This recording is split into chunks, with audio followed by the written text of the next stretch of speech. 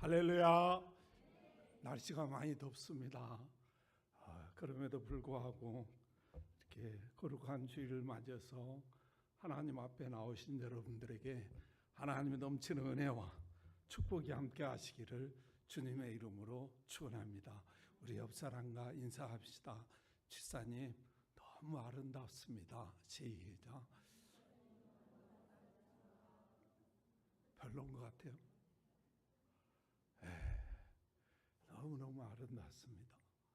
정말 어떻게 저렇게 하나님이 만드셨을까 할 정도로 너무너무 신비롭고, 근데 이게요 좀 성숙해야 깨달은 것 같더라고. 성숙하지 못하면 못 깨닫는 것 같아요. 제가요 첫째로 아들을 낳았어요. 그냥 생겼나 보다 그랬어요. 근데 첫째하고 둘째 차이가 한 8년 차이 나요. 둘째가 태어났는데 이게 어떻게 10달 동안 뱃속에 있다가 나왔나, 신기하더라고. 근데 이제 또 셋째가 또 아들로 태어났어요. 그럼 진짜 신비한 거예요 이게. 그래서 철이 들수록 하나님의 신비를 알아가는구나, 그걸 제가 깨달았어요. 근데 철이 안 들면 모르더라고 잘. 그래서 저와 여러분은 하나님 앞에 철이 들어가지고 부모님의 은혜도 알고, 부모님이 나를 키우기 위해서 수고한 그 수고도 알고, 또 자식이 나에게 정말 얼마나 소중한 존재인가, 얘가 없으면 내가 정말 살아갈 의미가 있을까, 그런 걸 깨달으면서 정말로 소중하고 한 번밖에 주어져 있지 않는 삶, 그 삶을 즐겁고 행복하게 살아가시기를 주님의 이름으로 축복합니다. 자, 오늘 본문에 보면 이런 내용이에요. 하나님께서 다윗을 통해서 다윗의 일생에 다윗의 마지막 말이라고 말합니다. 1절에 이 마지막 말에서 다윗의 여러분의 인생길을 되돌아보면 다윗처럼 많은 환난과 핍박과 어려움을 당한 사람이 그렇게 많지 않아요. 그런 모든 삶을 살고 나서 그분이 오늘 본문에서 하나님께 중요하게 흘러가는 그분의 신앙의 고백이 있어요. 그 고백을 한번 보면요, 3절에 이렇게 말해요. 이스라엘 하나님이 말씀하시며 이스라엘의 반석이 내게 이르시기를 사람은 사람을 공의로 다스리는 자, 하나님을 경외함으로 다스리는 자, 이렇게 표현했어요. 다시 말하면 하나님은 우리 사람을 다스리는데 어떻게 다스리는 분이냐고 고백하는가 봤더니 공의로 다스린다는 거예요. 공의라는 말은 의를 행하는 사람에게는 상을 주고 악을 행하는 사람은 벌을 준다는 말이에요. 이 행위에 있어서, 이 행동에 있어서 하나님은 공평하시다는 거예요. 어떤 인간관계에 휘둘리는 것이 아니라 하나님은 공평하게 대해주시는 분이라는 거예요. 그런데 우리가 가만히 생각하면 하나님 공평한 것 같습니까? 어떤 사람은 건강하게 만들어 놓고, 어떤 사람은 그냥 비실비실하게 만들어 놓고, 어떤 사람은 부자로 살아갈 거 만들고, 어떤 사람은 가난하게 살고, 어떤 사람은 벼슬 가지고 살아가고, 어떤 사람은 그냥 마냥 해도 얻어 터지며 살아가게 하니까 불공평한 것 같다는 거죠. 다윗도 역시 마찬가지죠. 다윗처럼요 억울한 일을 당한 사람이 없어요. 여러분 다윗을 생각해 보면요, 사울 왕이 악신이 들어가지고 막 궁궐 안에서 소리치고 다니는 거. 한마디로 막 미친 거예요. 미쳤어. 그러면 왕권을 유지할 수가 없잖아요. 그래서 다윗이 와가지고 막 찬양하고 뭐 악기 치고 막 이래가지고 귀신을 쫓아냈어요. 그래가지고 이 사람이 정상적으로 왕의 권세를 행하며 살아갈 수 있도록 만들어줬어. 사무엘상 17장에서 보면요, 블레셋 군대하고 전쟁이 일어났는데 이게 골리앗 장군이 40일 주야로 블레셋 골리앗장이 나오고 싸울 사람 나와라 그랬더니 막 기라성 같은 장수들, 이스라엘 장수들, 사울 왕까지도 벌벌벌 떨어서 이제는 망하게 생겼어요. 그런데 이 다윗이 갑자기 어디서 어린애가 나타나가지고 내가 가서 싸우겠습니다. 그러니까 사울 왕이 가해 보니까 이게 애라 애. 너는 저 친구는 어렸을 때부터 군사훈련을 받은 사람이고 너는 어리다. 그러니까 안 된다. 그러니까 이 친구가 뭐라고 그러냐면 그렇습니까? 이리 말하지 않고 내가 사자도 곰도 내가 쳐 죽인 사람입니다. 내가 이렇게 약해 보이지만 하나님이 나와 함께 하니까 나는 곰하고도 싸워서 이겼고 사자하고도 싸워서 이겼다는 거예요. 그래가지고 그래 그러면 한번 해봐라. 그래가지고 골리앗과 싸워서 다윗이 이긴 거예요. 그래서 사울 왕권을 유지시켜주고 사울이 통치할 수 있도록 만들어준 거예요. 얼마나 고마운 사람이고 얼마나 은혜로운 사람이냐고. 그런데 이런 다윗을 시기하고 질투해가지고 이제는 뭐합니까? 군사를 풀어서 다윗을 죽이려고 하니까 이 다윗이 이 산 저 산을 숨어 다니면서 지새끼처럼 살았다니까. 다윗을 숨겨준 사람, 다윗을 보고 신고하지 않은 사람은 지 고아를 막론하고 삼족을 다 멸하는 거예요. 이스라엘 백성들이 신고를 안 할 수가 없어. 그럼 어떻게 살아가냐고. 이 얼마나 억울하겠어요. 그것도요, 자기가 막 사울왕에 그렇게 하니까 사울왕의 큰 딸을 줬어요. 그래가지고 결혼을 시킨 거예요. 그런데요, 이렇게 되니까 그 딸을 다른 남자한테 시집 보내버렸어. 여러분 생각해보면 힘이 없어가지고 능력이 없어가지고 사랑하는 아내를 남한테 주는데도 불구하고 말 한마디로 못하는 이 기가 막힌 인생을 여러분 생각해 보겠습니다. 그러니까 이 다윗의 입장에서 이게 하나님이 도대체 어떻게 공평하신 분이고 어떻게 공의로우신 분인가, 그리고 하나님을 원망하고 불평하고 이래야 된다는 거죠. 이래 아무리 봐도 자기는 정말 하나님 앞에 잘못한 것도 없고 사울왕에게 잘못한 것도 없어요. 그런데 자기는 억울한 것 당하게 하고 그 나쁜 사람들, 악을 행하는 사람들은 잘 되는 거라. 부자로 살고 권세 잡고 살고 막 이래 살아가는 거예요.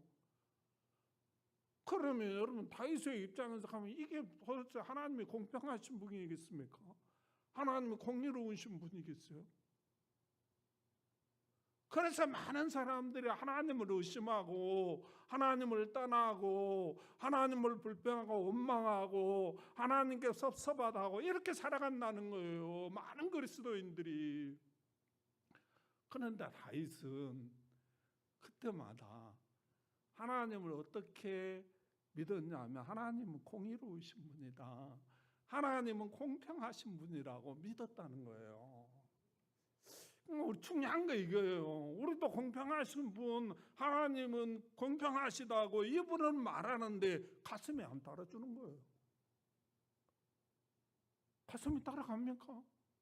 어떤 사람은 뭐 못된 짓 잘 되게 해도 대통령 되고 뭐 왕 되고 막 이러고, 어떤 사람은 못된 짓 잘 되게 해도 막 갑부로 살아가고 이러는데 하나님 앞에 그냥 한다고 하는데 빌빌대고 돈 없어서 그냥 전기세 낼 거 걱정하고 에어컨 갖고 싸우고 이렇게 살아가는데 어떻게 이게 공평하지 않은 하나님 같냐고. 다윗도 마찬가지 아니겠어요? 그런데 왜 다윗이 이런 여러 가지 역경 속에서, 환경 속에서, 억울함 속에서 죽음의 사선을 널나들면서도 자식이 가슴에 하나님은 공의로우신 분이고 하나님은 공평하신 분이라고 믿었나 이리 봤더니요, 오늘 성경에 2절에 보니까 이렇게 말하더라고. 2절 한번 봐보세요. 여호와의 영이 나를 통하여 말씀하시며 그의 말씀이 내 혀에 있도다, 이렇게 표현했어요. 다시 말하면 그분의 말씀이 내 혀에 있다는 거예요. 그러니까 뭐예요? 혀까지 주관하고 있다는 거죠. 혀까지 지배하고 있다는 거예요. 이 혀는 뭐예요? 성령에 충만했다는 거예요. 다윗의 삶의 전체를 통틀어 보면 그 어려운 속에서도 그 죽음의 사선을 넘나들면서도 하나님은 공의로우신 하나님이라고 내 가슴에 믿었던 주된 이유가 뭐냐면 그분에게 임하신 성령의 충만 때문이었다는 거예요. 할렐루야.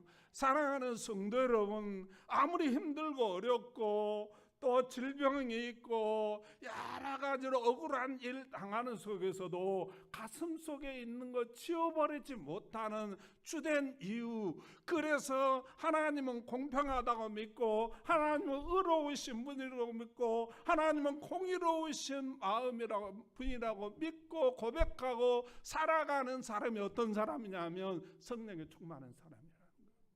성령에 충만하지 않냐면요, 조금만 시리하냐도 하나님 의심하고 조금만 억울한 일을 당해도 하나님 뭐하고 계세요, 지금 안 계신 거 아닙니까? 막 이러고 하나님 원망하고 불평하고 가슴 속에서 하나님 섭섭해하고 그렇게 살아간다는 거죠. 자기 잘못은 돌아다보지 않는 거예요. 그런데 성령에 충만한 사람은 어떠한 환경과 어떠한 역경과 어떠한 시련 속에서도 우리 주님은 공평하신 분이다, 우리 하나님은 공평하신 분이라고 고백한다는 거예요. 이 삶이 왜 이렇게 중요한가 이리 보면요, 우리 주님의 모습이니까 그래요. 우리 주님은 여러분 잉태할 때도 성령으로 잉태됐습니다. 세례 받으실 때도 성령이 충만하게 임하십니다. 또 마태복음 4장은 사단에게 시험 받을 때도 성령의 이끌림 받았다라고 표현하고 있어요. 그래서 그분의 모든 삶은 성령 충만한 삶인데요, 그분의 십자가의 죽으심도 결국은 뭡니까? 히브리서 9장 14절에 보면 성령의 인도를 받았다는 거예요. 로마서 1장 4절은 부활하실 때도 성령에 의해서 부활됐다고 이렇게 표현하고 있어요. 그러니까 다시 말하면 우리 주님은요, 그 삶의 전 영역을 이렇게 보면 우리 성부 하나님은 공평하신 하나님이고 공의로우신 하나님으로 믿고 살았다는 거예요. 왜 그랬나 이래 봤더니 그분은 전 삶이 그 잉태부터 부활하시기까지 성령으로 충만한 삶을 살았다는 거예요. 그러므로 사랑하는 성도 여러분, 저와 여러분이 성령이 충만할 때 내 가슴 속에 지워버릴 수 없는 게 뭐냐 하면 하나님은 공평하신 분이라고 고백한다는 거예요. 그게 안 되면 여러 가지 원망하고 시험 들고 막 이런다는 거예요. 네. 왜 하나님이 우리 사람들이 공평하지 못하다고 생각하는가 이렇게 봤더니요, 이런 거더라고. 제 아는 그 사람이요, 인테리어업자예요. 인테리어업자. 그러나 어느 날 그 집에 갔더니 인테리어를 너무 멋있게 해놓은 거예요.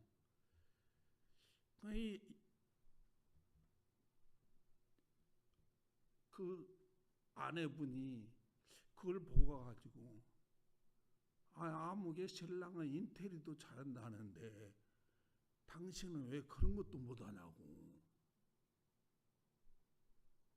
이런다는 거죠. 남편은 지금 엔지니어예요. 그 분야에 잘 나가는 사람이요.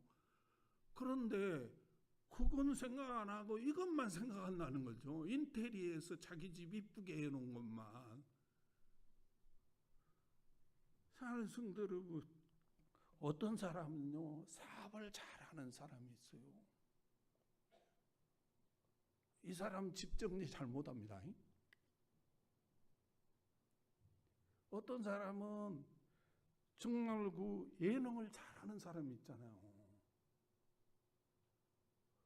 또 어떤 사람은 운동을 잘하는 사람이 있어요. 근데 자꾸 그걸 비교한다는 거죠. 자기는 운동 못하는데 아이 저 친구는 왜 운동을 저렇게 잘하지? 하나님은 불공평하신 분이네. 이렇게 표현한다는 거예요. 이렇게 생각한다는 거예요. 제가 아시는 목사님이요. 아주 훌륭해요. 하여튼 뭐 세상적으로는 뛰어난 사람이에요. 음악도 잘하고 또 뭐 재능도 좋고 머리도 좋고 그래서 뭐 박사도 받고 뭐 진짜 못하는 게 없어. 노래도 잘하고. 근데 목회가 안 되는 목회가. 그래서 그분은 그 친한 목사입니다. 아니 그 목사님은 정말 뭐 못하는 게 없는데 왜 그렇게 목회가 안 되는 거예요? 그랬더니 이 목사님이 나한테 그러더라고. 약삭 발라서 그랬대. 약삭 빠르다고는 표현이 뭐냐 하면 계산이 빠르다는 게 계산이. 그 계산이 잘 맞는 계산이면 되는데 틀린 계산이라는 거. 자기 계산인 거예요. 그러니까 자기 계산에 유익이 있으면 운동선수면 돈을 잘 벌었네. 나도 운동해야 되겠다. 그쪽으로 움직인다는 거. 되겠습니까? 안 되지. 어떤 사람이 또 예능해가지고 뭐 잘 나간. 나도 한번 해봐야 되겠다. 그래 간다는 거예요. 그러면 안 된다는 거예요. 신랑도 바꾸게 생겼어 지금. 그러다가는 아내도 바꾸고 자식도 바꾸게 생겼어 지금. 이게 지나치면 병이 된다는 거예요.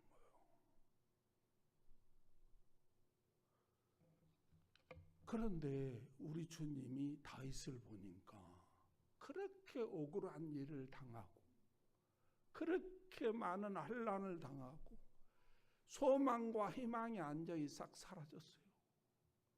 사울왕이 수많은 군대를 풀어서 자기를 막 이잡듯이 수색해갖고 다니는 거예요. 그리고 온 백성이 다윗을 보면 다 신고하는 거예요.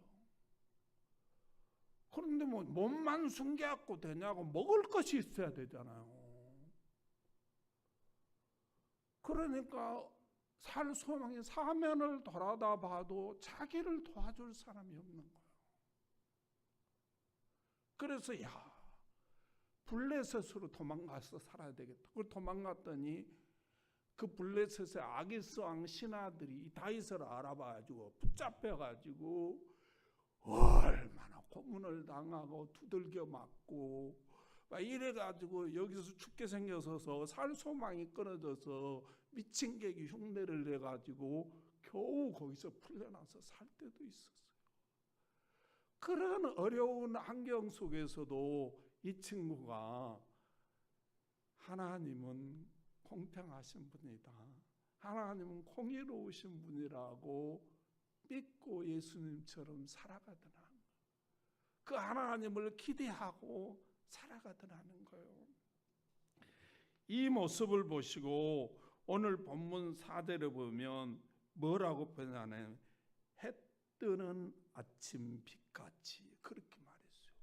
그러니까 해 뜬다면 해가 없을 때는 캄캄 칠흑같이 어두운 세상이잖아요. 그런데 해가 뜨면 그 어둠이 싹 날아가는 거예요. 뭐요? 이 소망을 주었다는 거예요. 하나님. 그리고 뭡니까? 비 온 후에 밭같이. 비가 온 후에는 땅이 굳어지잖아요. 그런데 이 비가 온 후에는 땅이 굳어지는 그 소망을 하나님이 주셨다는 거예요. 또 5절에 보면 뭐라고 표현하냐면 하나님이 만사를 구비하사, 이렇게 말 구비하사 하면 아라크라는 단어예요. 정돈한다 그런 뜻이, 배치한다. 잘 맞게 정돈하고 잘 맞게 배치했다는 거 하나님이. 그러니까 자기를 잘 훈련시켰다 그런 뜻이에요. 정돈했다는 말은 지혜를 주셨다 그 말이에요. 그래가지고 자기를 그 지키시고 보호하시고 견고하게 해주셨다라고 말씀하고 계십니다. 이런 다윗을 하나님은 뭐라고 판? 내 마음에 맞는 사람이다 이렇게 표현해요. 내 마음에 맞는 사람이다.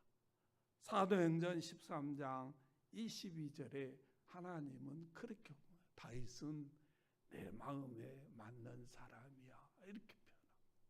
사랑하는 성도 여러분, 이 세상에 여러분 마음에 맞는 사람 있습니까? 자식이 여러분 마음에 맞습니까?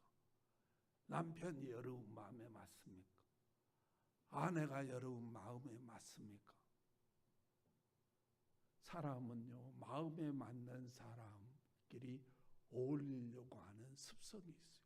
그런데 하나님이 보실 때 이 다윗은 하나님의 마음에 맞는다고 하는 엄청난 칭찬의 복을 받게 되고요. 이 사람이 이스라엘의 왕이 되고 지금까지도 이스라엘에서 가장 성공한 왕으로 추앙받고 있고요. 그 다윗 왕의 후손들이 대대로 이스라엘의 왕이 되고, 다윗의 후손으로 왕이 되는 데는요, 쿠데타도 한 번도 일어난 적이 없어요. 그만큼 하나님이 지켜주시고 보호해 주시고요. 이 다윗의 혈통을 통해서 만왕의 왕 되신 예수 그리스도가 이 땅에 오는 엄청난 복의 가문이 되었습니다. 사랑하는 성도 여러분, 우리는 다 성령을 받은 사람입니다. 우리가 성령을 받은 증거가 무엇인가 봤더니요, 갈라디아서 4장 6절에 보면 중반부터 보면 이렇게 말해요. 그 아들의 영을 우리 마음 가운데 보내주사 아빠 아버지라고 부르시게 하셨다 이렇게 표현하고 있어요. 로마서 8장 15절에도 똑같은 말입니다. 그래서 우리가 하나님을 아버지라고 부를 수 있는 것은 성령 받았기 때문에 가능하다는 거예요. 고린도전서 12장 3절을 보면 그 마지막 부분에 보면 이렇게 말해요. 성령으로 아니하고는 누구든지 예수를 주라고 할 수 없다 이렇게 표현해요. 다른 말로 표현하면 우리가 예수님을 주님이라고 부르는 것은 성령을 받았기 때문에 가능한 것이라는 것입니다. 그러므로 사랑하는 성도 여러분, 저와 여러분은 성령을 받았는데요, 중요한 것은 성령을 받아서 어른이 된 건 아닙니다. 어린애가 막 태어나면 생명은 있지만 걷지도 못하고 뛰지도 못해요. 그러면 이 애가 걷고 뛰고 이 두뇌가 발달하기 위해서는 뭐를 해야 되는가 봤더니 영양분을 섭취해야 되는 거예요. 우리가 하나님 앞에 어린애와 같이 이제 거듭났으면 영적인 양식인 하나님의 말씀을 섭취해야 되는 거예요. 그리 안 하면 성장할 수가 없어요. 그 다음에 중요한 게 뭐냐면 자꾸 운동을 해야 되는 거예요.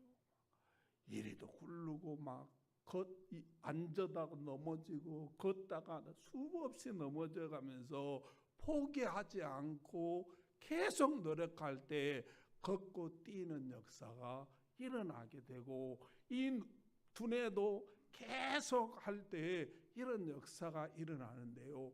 우리 영적으로 말씀만 먹고 있으면 안 되는 거, 운동을 해야 되는 거예요. 그래서 기도하고 정말 복음을 전하고 이게 뭡니까? 다 운동 아니겠어요? 그 운동을 할 때 그에서 야 이렇게 넘어진 거 보니까 이렇게 하면 안 되겠구나. 얘가 깨닫는 거예요. 넘어지면서 수없이 넘어지면서 그리고 막 근육도 생기고 그래가지고 걷고 뛰는 그런 역사가 일어나듯이 우리도 영적으로도 영적인 하나님의 신령한 젖을 먹고 정말로 그 운동을 하고 기도를 하고 또한 뭡니까? 하나님의 말씀에 순종해서 복음을 전파하고 살아갈 때 우리가 뭡니까? 성령에 충만한 사람이 나는 거예요. 이 성령에 충만한 사람이 되면 어떤 환난이 오고 어떤 시련이 와도 그 속에서 자기는 뭡니까? 하나님은 공의로우신 분이야. 공의로우신 분이기 때문에 뭐가 생겨요? 소망이 생긴다는 거예요. 기대가 생긴다는 거예요. 그러한 다윗에게 하나님이 넘치는 역사가 일어났는데요. 이렇게 성령에 충만하게 되면 여러 가지 어려운 일을 당하잖아요. 그러면 이 어려운 다음에 하나님이 나를 무엇을 주시려고 하는가 기대하게 된다는 거예요.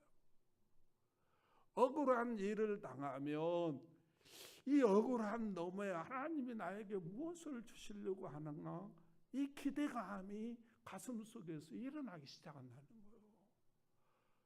그런데 성령 충만하지 못하면 억울한 일을 당하면 내가 뭘 잘못했거니 막 이래가면서 그냥 태권도 배우러 다니고 복싱 배우러 다니고 뭐 유도 배우러 다니고 업어치게 놔버리려고 기회만 되면 이렇게 살아간다는 거예요. 사람이.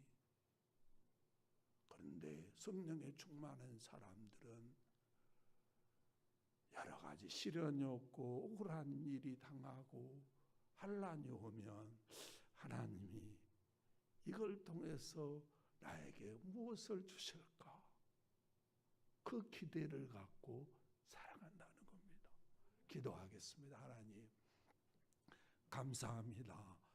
오늘도 우리에게 귀한 말씀을 주시고 오늘도 우리에게 귀한 은혜를 주시고 오늘도 우리에게 귀한 축복의 말씀으로 함께해 주신 하나님 은혜와 사랑을 감사합니다. 하나님 오늘도 말씀을 받고 보니 많이 부끄럽습니다. 정말로 우리가 성령에 충만해서 하나님은 공의로우신 분으로 믿고 살면서 여러 가지 어려운 가운데 여러 가지 억울한 일을 당하여도 하나님이 이걸 통해서 나에게 무엇을 줄까 기대하며 살아야 되는데 그렇지 못하고 절망하고 원망할 때가 얼마나 많았는지 모릅니다. 하나님이 용서하시고 이제는 정말 하나님의 성령에 충만해서 어떤 시련이 와도 하나님은 공의로우신 분이라는 사실을 믿고 기대하며 살아가겠사오니 내 인생길에도 다윗과 같은 놀라운 축복으로 역사하여 주시옵소서.